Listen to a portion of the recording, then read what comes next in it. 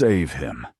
A voice like grinding stones reverberated through the small, shadowed clinic.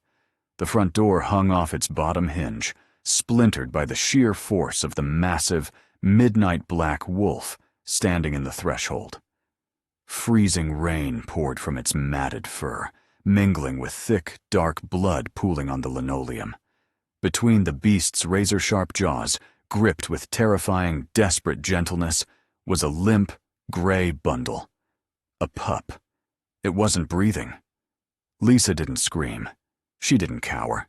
She looked from the terrifying, luminous golden eyes of the Alpha King's beast to the devastatingly still chest of the infant shifter. "Put him on the metal table," she ordered, her voice slicing clean through the raging storm outside. "Now, if you want him to live, you do exactly as I say." The sheer mass of the beast seemed to suck the oxygen from the tiny examination room. Lisa backed away just enough to allow the monstrous wolf to approach the stainless steel table under the harsh fluorescent lights. The creature's paws left heavy, crimson-stained prints across the pristine floor, the sound of its claws clicking against the tiles, a rhythmic drumbeat of pure terror. But Lisa pushed the terror down, locking it away in a cold, clinical box inside her mind. Panic had no place here. The wolf lowered its massive head, opening jaws that could snap a grown man in half, and delicately deposited the lifeless pup onto the cold metal.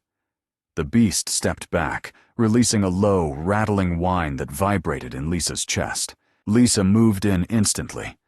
The pup was barely the size of a loaf of bread, covered in fine, silvery down that was plastered to its skin with mud and blood. Its eyes were tightly shut, its tongue, a terrifying shade of blue, hanging from the side of its small mouth. There was no rise and fall of the chest, no heartbeat fluttering beneath the fragile ribs. "Time is tissue," Lisa muttered to herself, stripping off her thick wool cardigan and tossing it aside. She grabbed a small, specialized oxygen mask and a bulb syringe from the tray beside the table. First, the airway. She tilted the pup's head back gently, inserting the tip of the syringe into the small snout and suctioning out a horrific mixture of amniotic fluid, mud, and blood. She repeated the process in the mouth, her hands moving with practiced, relentless speed. The Alpha King's beast paced behind her. The heavy thud of its paws and the ragged, wet sound of its breathing filled the room, a looming threat of violence if she failed. The air crackled with dominant alpha energy, heavy and suffocating, demanding obedience, demanding a miracle. "Clear," Lisa whispered, tossing the syringe into the sink. She pressed 2 fingers against the pup's chest, right over the tiny heart. Nothing. Not a flutter. "Start the clock," she said aloud, though she was the only human in the room. She placed her index and middle fingers precisely on the center of the pup's sternum. 1, 2, 3, 4, 5. She compressed the chest rapidly, the fragile cartilage giving way under her touch. She paused, clamped her mouth over the pup's tiny snout, and blew a short, controlled puff of air into its lungs. The tiny chest rose, then fell. 1, 2, 3, 4, 5. Another breath. The wolf behind her let out a sound that was half growl, half sob. It sounded entirely too human. "Quiet," Lisa snapped, not breaking her rhythm. "Your panic isn't helping him. Keep your aura pulled back. You're smothering the room." For a moment, the hair on the back of Lisa's neck stood on end. No one spoke to the Alpha King that way. Not his generals, not his council, and certainly not an exiled healer living on the ragged edge of the territory. But the crushing, heavy scent of pine and ozone that characterized his aura abruptly dialed back, pulling into a tight, coiled knot in the corner of the room. The beast was listening. 1, 2, 3, 4, 5. Breath. Sweat beaded on Lisa's forehead. 2 minutes had passed. In neonatal terms, 2 minutes without oxygen was an eternity. The blue tint on the pup's gums wasn't fading. "Come on, little one," Lisa coaxed, her voice tight but remarkably steady. She adjusted her hand placement, applying a fraction more pressure. "You survived the cold. You survived the jaws of a beast. You don't get to quit on this table. Breathe. 1, 2, 3, 4, 5. Breath. Nothing." The room was tomb silent, save for the ticking of the wall clock and the storm lashing against the window panes. Lisa's arms ached. The clinical detachment she relied on began to fray at the edges, threatening to let in the crushing weight of grief. She pushed it back. She refused to lose a life tonight. She grabbed a tiny vial of epinephrine from her emergency kit, snapping the top off with her thumb. Using a microscopic needle, she injected a carefully calculated drop directly into the muscle of the pup's hind leg. "Last chance, little fighter," she whispered. She resumed the compressions. 1, 2, 3. Suddenly, beneath her fingertips, a faint, erratic flutter. Lisa froze, holding her breath. The pup's chest jerked. A tiny, wet cough sputtered from its throat, expelling a drop of muddy water. Then, the pup drew in a ragged, gasping breath. The chest expanded on its own. A second later, a high-pitched, reedy wail pierced the heavy silence of the clinic. The pup was crying. Behind her, the sound of tearing flesh and snapping bone echoed through the room. Lisa didn't turn around immediately. She grabbed a warmed towel from the incubator, wrapping the squalling, squirming pup securely. Only when the infant's breathing steadied into a rapid, healthy rhythm did she turn. Where the monstrous wolf had stood, a man now knelt on the blood-stained tiles. He was entirely naked, his heavily muscled chest heaving as he gasped for air. Dark hair clung to his forehead, and his golden eyes, slowly fading back to a piercing human hazel, stared up at her. Alpha King David looked utterly destroyed, and yet completely terrifying. "There are scrubs in the bottom drawer of that cabinet," Lisa said, her voice betraying none of the adrenaline coursing through her veins. She kept her eyes fixed on the whimpering bundle in her arms, deliberately granting the king a moment of privacy. "I suggest you put them on before you catch hypothermia." She heard the heavy, wet slide of skin against tile as David pulled himself up. The silence in the clinic was thick, broken only by the rhythmic, glorious sound of the pup crying and the rustle of cotton as David dressed. Lisa moved to the incubator, placing the wrapped pup inside and adjusting the temperature dial. The neon lights hummed above them, casting long, stark shadows across the room. "Is he?" David's voice was a low rumble, raw and grating, as if he hadn't spoken in human tongue for days. It lacked the usual booming authority that commanded armies. Right now, it was just the voice of a man standing on the edge of a precipice. "He is stable," Lisa replied, turning to face him. David had managed to pull on the oversized green scrub pants, leaving his broad, scarred chest bare to the cold air of the clinic. The physical presence of the man was overwhelming. Even exhausted, covered in his own blood and the mud of the forest, he radiated an intense, undeniable power. He was a king in every line of his body, from the sharp, aristocratic cut of his jaw to the heavy, calculating stare that was currently fixed on her. "You brought him back," David said, stepping closer.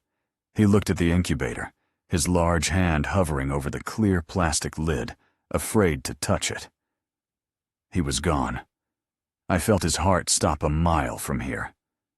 "I bought him time," Lisa corrected, moving to the sink to wash the blood from her hands. The hot water stung the raw patches on her skin, but it grounded her. He suffered severe hypothermia and fluid in the lungs. It was a near thing, Alpha. "David," he said sharply, his gaze snapping to her. "Tonight, just David." Lisa grabbed a paper towel, drying her hand slowly. "All right, David. Care to tell me why the Alpha King of the Western Territories just kicked down my door in beast form, carrying a half-drowned newborn?" She leaned against the counter, crossing her arms. She knew she was pushing a boundary. As an unaffiliated wolf, living on the absolute fringe of his territory, she was supposed to bow her head and offer deference.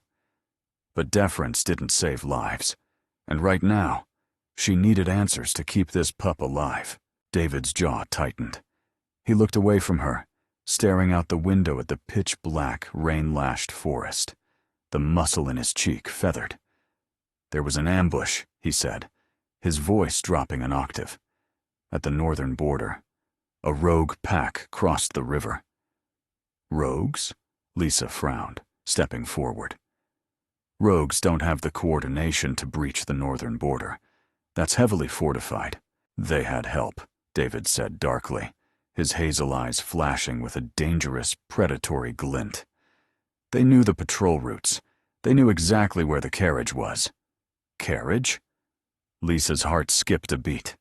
She looked back at the tiny pup in the incubator. The silver down on its head was drying, revealing a distinct pattern. She walked over, gently lifting the towel to expose the pup's left shoulder. There, stark against the pale skin, was a birthmark in the shape of a jagged crescent moon. Lisa sucked in a sharp breath. The royal mark. "David," she whispered, her eyes wide as she looked back at him. "You don't have a mate. You don't have an heir. Whose pup is this?" David closed his eyes, leaning his head back against the wall. The sheer exhaustion radiating from him was palpable. "He is my brother's son," he said quietly. "Elias?" Lisa shook her head, confusion warring with shock. "Elias died 3 years ago, in the border wars." "He didn't," David said, opening his eyes to meet hers. The pain in his gaze was staggering. "He was captured, held in secret by the northern witches. They used him, bred him. Tonight, his mate, a captive wolf, managed to escape with the newborn. She crossed the border, running for the citadel. She didn't make it. The rogues caught her." Lisa felt a cold dread settle in her stomach. "And Elias?" "Still a prisoner," David snarled softly, his hands curling into fists. "I was on patrol when I caught the scent of royal blood. By the time I found them, the mother was dead. The rogues had tossed the pup into the swollen river to drown.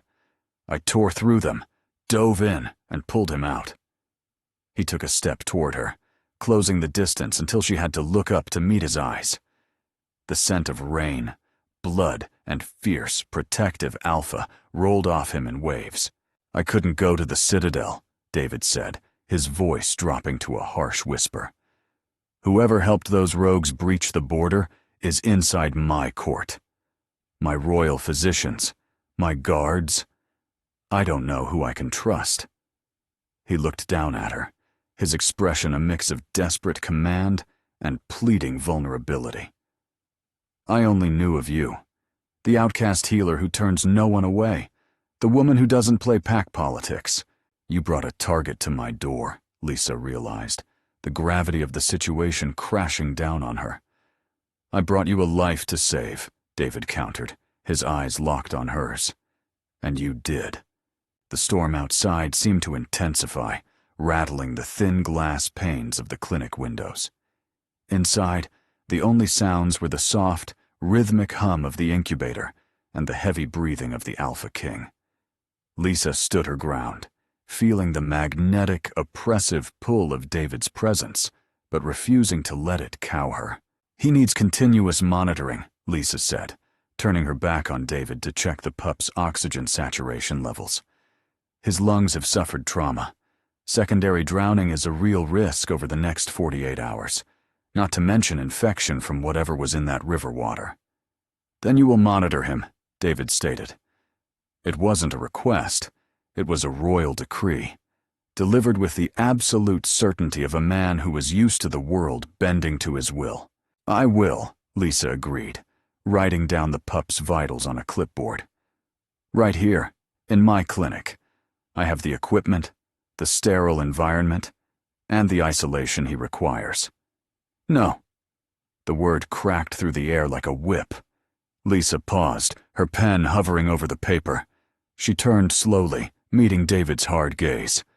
"No, you cannot stay here," David said, his tone brokering absolutely no argument. He stepped further into the light, the sheer size of him making the small room feel like a trap. "The rogues who attacked the carriage, I killed most of them, but not all. If they tracked my scent, if they realize I pulled the pup from the river, they will come here. This building is made of wood and glass, Lisa. It offers no protection. It has iron-warded locks and a reinforced basement," Lisa countered defensively, her chin tilting up. "I've handled rogue attacks before." "Not an organized hit squad paid by a traitor in my own court," David growled, stepping so close she could feel the heat radiating from his bare chest. "I will not risk my nephew's life, and I will not risk yours. You are packing your medical supplies right now. You are coming back to the royal estate with me." Lisa's heart slammed against her ribs, a cold sweat breaking out on the back of her neck. The royal estate. Just the words tasted like ash in her mouth. She had spent the last 5 years building a life out here in the quiet, damp fringes of the territory, specifically to avoid the stone walls and gilded cages of the pack house. "I can't go to the pack house," Lisa said, her voice dropping, tight with a panic she fought to conceal. "You said it yourself, David. You don't know who the traitor is. Taking the pup into the heart of the Citadel is walking him straight into the snake pit." "I am the king," David said, his eyes narrowing, his aura flaring with a sudden, suffocating intensity that forced Lisa to take half a step back. "Within the walls of my estate, I can lock down entire wings. I have personal guards sworn to me by blood oath. Out here, you are sitting ducks." He leaned down slightly, his face inches from hers. "You are coming with me, Lisa. Do not make me issue an alpha command." The threat hung in the air, heavy and violent. As an unaffiliated wolf, Lisa was technically bound by the Alpha King's command, if he chose to force it upon her. It would strip her of her free will, a sensation she knew far too well and feared more than death itself. She looked at his eyes, searching the golden depths. Beneath the anger and the dominance, she saw the raw, bleeding desperation of an uncle terrified of losing the last piece of his brother. Her gaze shifted to the incubator. The pup shifted in his sleep, a tiny, fragile sigh escaping his lips. He was completely defenseless. A pawn in a deadly political game he hadn't even opened his eyes to see yet. Lisa took a slow, deep breath, forcing her own jagged trauma back down into the dark corners of her mind. "If I go with you," she said, her voice remarkably steady despite the tremor in her hands, "I go as the boy's physician. Not as your subject. Not as a member of your pack." David's expression remained stony, but the crushing weight of his aura retreated slightly. "Agreed." "And I have full authority over his medical care," Lisa pressed, pointing a finger at his chest, stopping just short of touching him. "If I say a room is off limits to everyone, including you, you respect it. If you want him to live, you do not interfere with my work. My word on his health is absolute law. Do we have an understanding?" David looked at the small, fierce woman standing before him. She was half his size, wearing a blood-stained shirt, entirely lacking in the physical strength needed to challenge him. Yet her spirit was a fortress of iron. A small measure of respect, completely unbidden, flickered in his chest. "We have an understanding," David rasped. He turned toward the door. "Gather what you need. My SUV is hidden a quarter-mile down the logging road. We leave in 10 minutes. Lisa didn't waste another second. She began throwing sterile supplies, IV bags, and monitors into a large duffel bag. As she worked, She caught her reflection in the glass cabinet. Her eyes were wide, shadowed with ghosts she thought she had left behind. She was walking back into the fire, into the very place that had broken her. But she looked at the tiny, breathing bundle in the incubator, and she knew she had no choice. She had brought him back to life. Now, she had to keep him alive. The drive to the royal estate was a masterclass in suffocating silence. David drove his black, armored SUV with a terrifying, white-knuckled intensity, tearing through the winding, rain-slicked logging roads as if the hounds of hell were snapping at the tires. In the passenger seat, Lisa kept one hand securely on the portable transport incubator strapped tightly between them. Inside, the tiny pup, whom she had quietly decided to call Leo in her own mind until he was officially named, slept a fragile, medicated sleep. Every jolt of the vehicle sent a spike of anxiety through Lisa's chest. She kept her eyes fixed on the digital readouts of the portable monitor, watching the rhythmic, green spikes of the pup's heart rate. "We are crossing the inner perimeter," David said, his voice breaking the hour-long silence. It was gravelly, still holding the rough edges of his wolf. "The security detail will want to inspect the vehicle. Keep the boy covered." Lisa didn't argue. She carefully draped a thick, dark woolen blanket over the clear plastic of the incubator, obscuring the royal birthmark and the silver down of the infant's hair.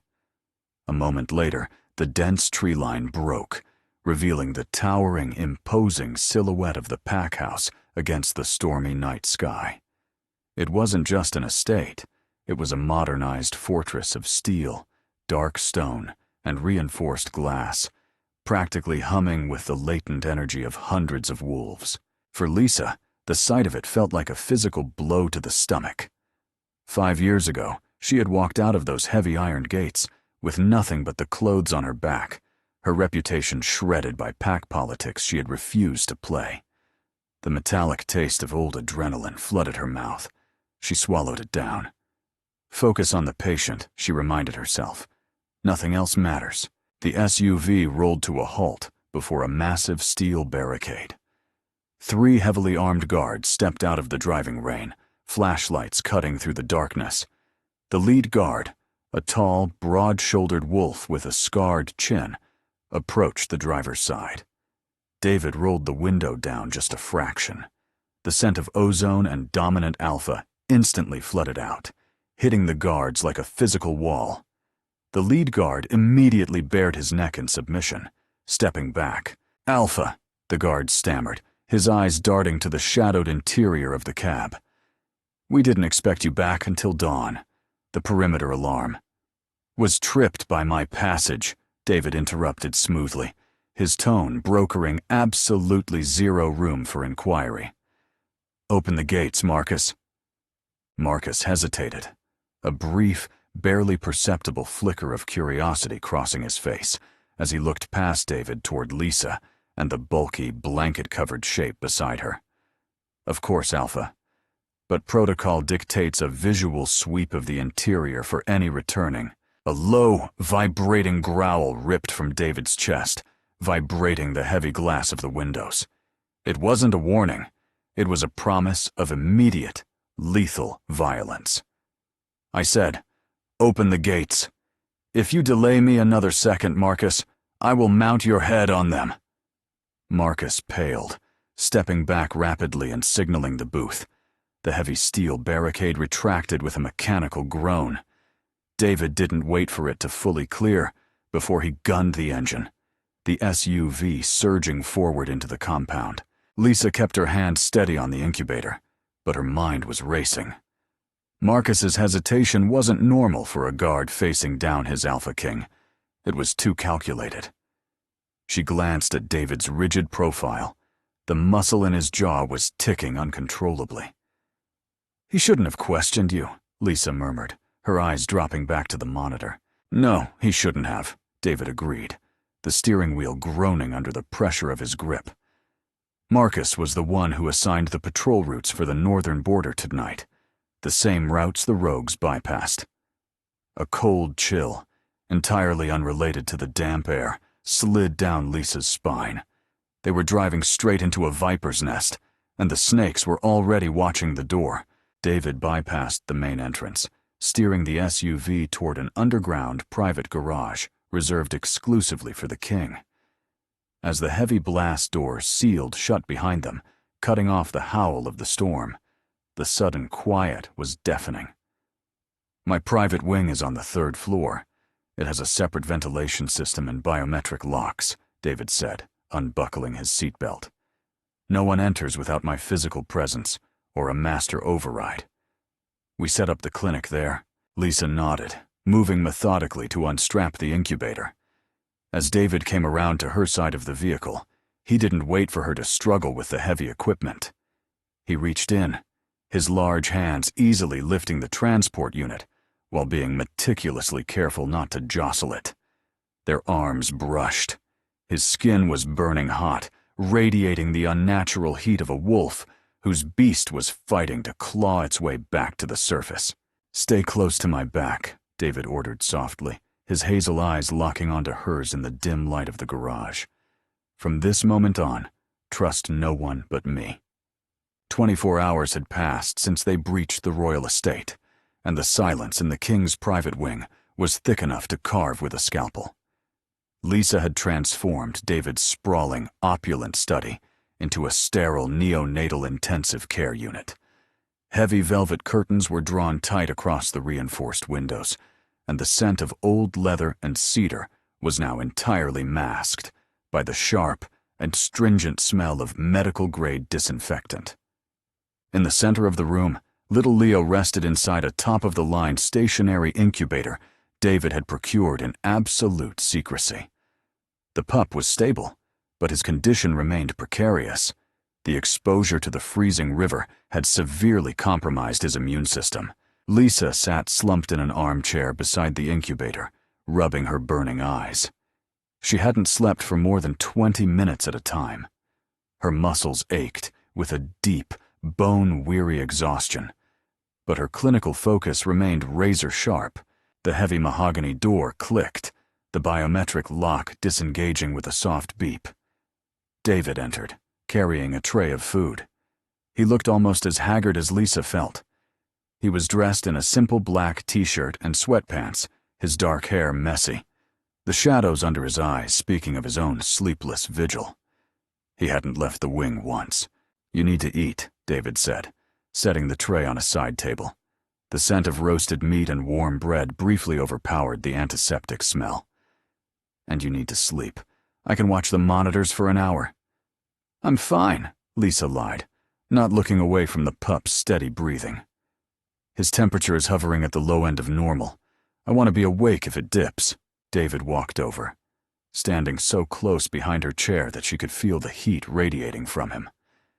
The intense, dominant aura that usually surrounded him was completely pulled back, replaced by a heavy protective warmth. It was disarming. It made Lisa acutely aware of her own vulnerability. "You're running yourself into the ground, Lisa," David murmured, his voice a low, soothing rumble in the quiet room. "You can't save him if you collapse."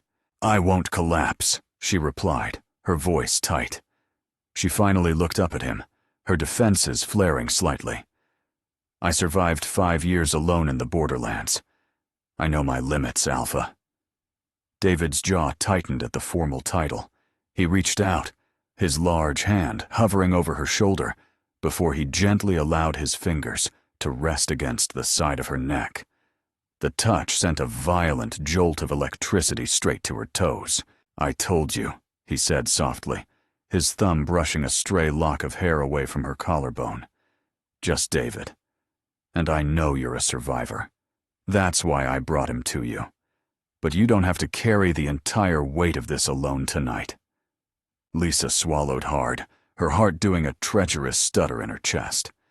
The sheer physical magnetism of the man was intoxicating, pulling at the long-buried instincts of her inner wolf.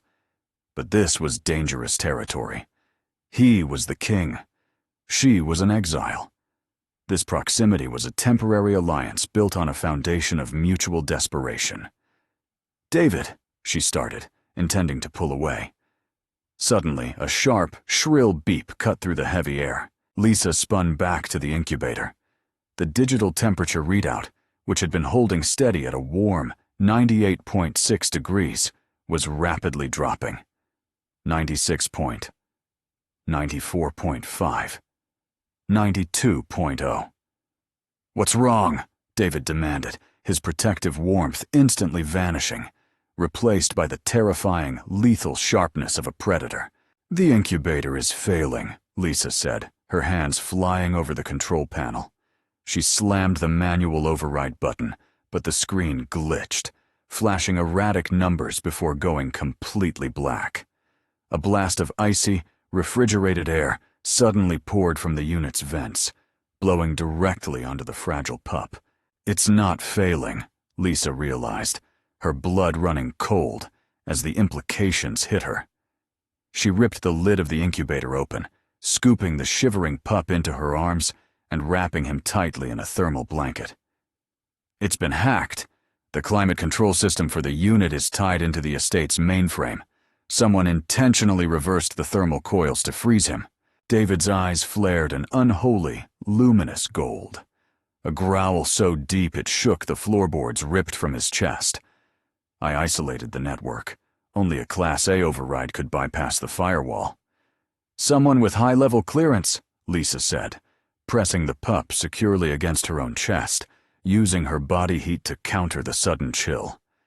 Leo let out a weak, pathetic whimper that felt like a knife twisting in her heart. "Lock the door," David ordered, turning on his heel. His body was already beginning to tremble, the sheer, violent rage threatening to force his shift. "Do not open it for anyone. I am going to the main server room." "David, wait!" Lisa called out. But the heavy mahogany door had already slammed shut behind him, the biometric lock re-engaging with a solid click. She was alone. Lisa backed away from the door, moving to the furthest corner of the study. She sat on the floor, pulling her knees up to shield the pup, holding him tightly against her racing heart.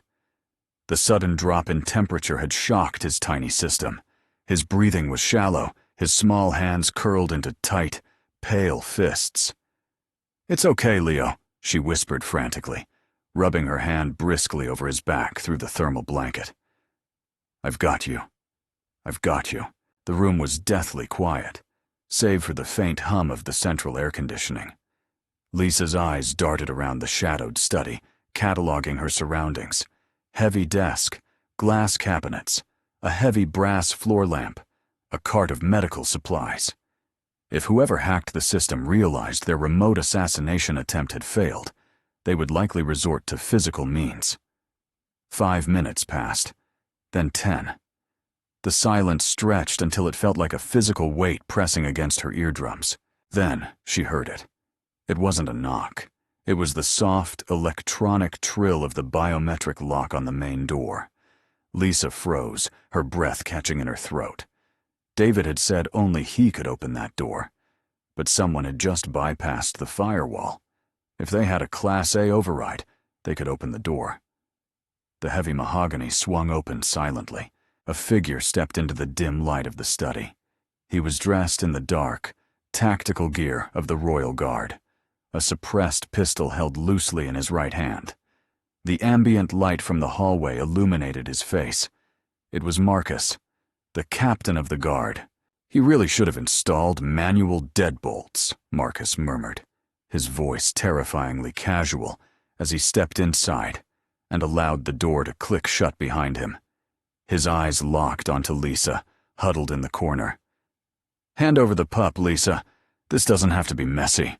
You're in exile. This isn't your fight." Lisa didn't move, her grip on the blanket tightening. "You sold out your king. You gave the rogues the patrol routes." "I secured the future of the pack," Marcus corrected, taking a slow step forward. "Elias was weak. David is too emotionally volatile. The Northern Witches promised us a true, pure-blood alpha in exchange for the boy. A trade, Lisa. One half-breed pup for the prosperity of the entire Western Territory." "He's the king's nephew," Lisa snarled, her own eyes flashing a brief, dangerous amber. She couldn't shift. She needed her hands to hold the pup, but the sheer maternal instinct of her inner wolf roared in her head. "He's a complication," Marcus sighed, raising the pistol. "I'm sorry, Lisa. I really am. But I can't let David find him alive." Marcus lunged forward to grab the bundle. Lisa didn't cower. She had spent 5 years treating trauma. She knew exactly how bodies worked and how to break them. As Marcus reached down, Lisa threw herself forward, not away from him, but directly inside his guard. With her left arm clutching the pup securely to her chest, she used her right hand to snatch the heaviest object off the bottom of the medical cart. A solid steel, portable D-cylinder oxygen tank. With a feral scream, Lisa swung the heavy steel cylinder upward in a brutal arc. The heavy metal smashed directly into Marcus's kneecap with a sickening crack. Marcus roared in agony, his leg buckling instantly. The suppressed pistol fired wildly into the ceiling as he crashed to the floor. But he was a trained alpha guard. Even with a shattered knee, he backhanded Lisa violently across the face. The force of the blow threw her backward. She hit the floor hard, twisting her body at the last second to take the brunt of the impact on her shoulder, shielding the pup. Her vision exploded with white stars, the taste of copper flooding her mouth. Marcus was already dragging himself forward, his eyes wild with pain and fury, reaching for his dropped weapon. Lisa scrambled backward, her hand desperately searching the fallen medical cart. Her fingers wrapped around the smooth plastic of the defibrillator paddles. She didn't have time to use the gel. She cranked the dial to maximum joules with her thumb. As Marcus lunged, grabbing her ankle with a crushing grip, Lisa slammed both paddles directly into his chest armor and hit the discharge buttons. The loud thwack of the electrical discharge echoed through the room. The sheer voltage short-circuited the tactical armor and seized Marcus's heart. He convulsed violently, his eyes rolling back in his head before he slumped forward, dead weight onto the carpet. Lisa scrambled away, gasping for air, her chest heaving as she clutched the crying pup tightly to her. The door to the study practically exploded inward, torn off its hinges in a shower of splintered wood. David stood in the doorway, fully shifted. The massive, midnight black beast was a nightmare of muscle and fury, its jaws dripping with saliva, eyes blazing with a terrifying, apocalyptic rage. It took one look at Marcus's unconscious body. Then its golden eyes snapped to Lisa. Lisa sat on the floor, a blooming bruise on her cheek, blood on her lip, holding the squalling pup against her chest. She looked up at the monstrous beast, and for the first time, she didn't see a threat. "It was Marcus," Lisa gasped out, her voice trembling but unbroken. The danger was inside the house. The beast let out a low, shuddering breath, the murderous tension draining from its massive frame. Slowly, painstakingly, the bones cracked and shifted as the king returned to his human form, falling to his knees before her, his eyes fixed on the woman who had just fought a trained killer to save his bloodline. David remained on his knees for a long, fractured moment, his massive chest heaving as the last vestiges of his wolf retreated beneath his skin.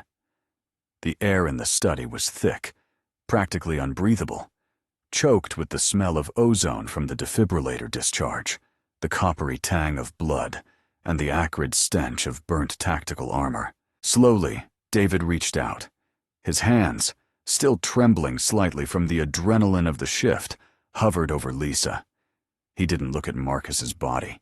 His entire universe had narrowed down to the bruised, exhausted woman on his floor, and the tiny, squalling bundle clutched desperately to her chest. "You're bleeding," David rasped, his voice tearing at the silence. Lisa flinched as his thumb gently brushed the corner of her split lip. The touch was agonizingly tender for a man who had just torn a heavy mahogany door off its iron hinges. "It's not mine," she whispered, her eyes dropping to the dead guard. "Well, the lip is. The rest is his." David finally shifted his gaze to Marcus, His golden eyes hardened into chips of cold, unyielding flint. He reached out, his fingers finding the pulse point at Marcus's throat. Nothing. The electric shock, combined with the blunt force trauma, had stopped the traitor's heart instantly. He was going to kill the pup, Lisa said, her voice shaking now that the immediate danger had passed. The adrenaline crash was hitting her like a freight train. He bypassed the thermal controls. When that didn't work, he came in himself. I know, David said softly. He smoothly slid one arm behind Lisa's back and the other under her knees, lifting her effortlessly from the floor. He didn't ask for permission. He simply gathered her and the pup against his chest, stepping carefully over the ruined door and out into the shadowed hallway. Lisa didn't fight him.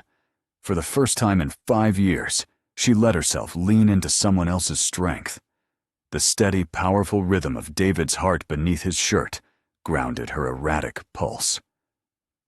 "Where are we going?" she asked, her head resting against his collarbone. "The inner vault," David replied, his stride long and purposeful. "It's a Faraday cage. No network connections. Mechanical locks only. It was built for the royal family to survive a siege." He carried her down a winding stone corridor that seemed to delve deep into the bedrock of the estate. The opulence of the upper floors gave way to stark, utilitarian reinforced concrete.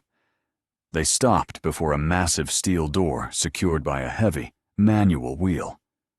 David set Lisa down gently on her feet, keeping one hand securely on her waist to steady her, while he spun the wheel with a harsh grate of metal. The vault was surprisingly warm, lined with cots, emergency medical supplies, and non-perishable rations. In the corner sat an old-fashioned, manually operated incubator, a relic, but a functional one. Lisa immediately moved to it, plugging it into the vault's independent power supply. As the coils began to heat, she unwrapped Leo. The pup's skin was mottled from the cold exposure, his breathing terribly shallow again. "I need the portable oxygen tank," Lisa commanded, her clinical detachment snapping back into place to hold back her panic. "And the IV fluids. Get them from my bag." David moved without hesitation, handing her the supplies with the precision of a surgical nurse. For the next hour, neither of them spoke. They moved in a synchronized dance of desperation. Lisa inserted a microscopic IV line into the pup's fragile umbilical vein, pushing warmed saline and broad-spectrum antibiotics to fight the shock and potential infection. David held the tiny oxygen mask in place, his massive, scarred hands terrifyingly gentle. Only when the pup's color slowly returned to a healthy, flushed pink, and his chest rose and fell with steady rhythm, did Lisa step back. She collapsed onto one of the cots, burying her face in her hands. "You haven't changed," David said quietly from the other side of the room. Lisa looked up through her fingers.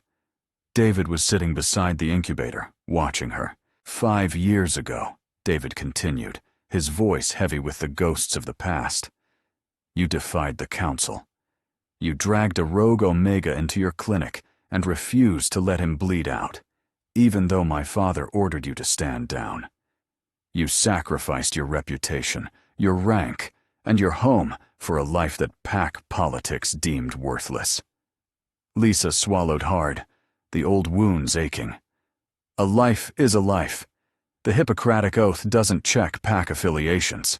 "I was on the Eastern Front when it happened," David said, his gaze dropping to his hands.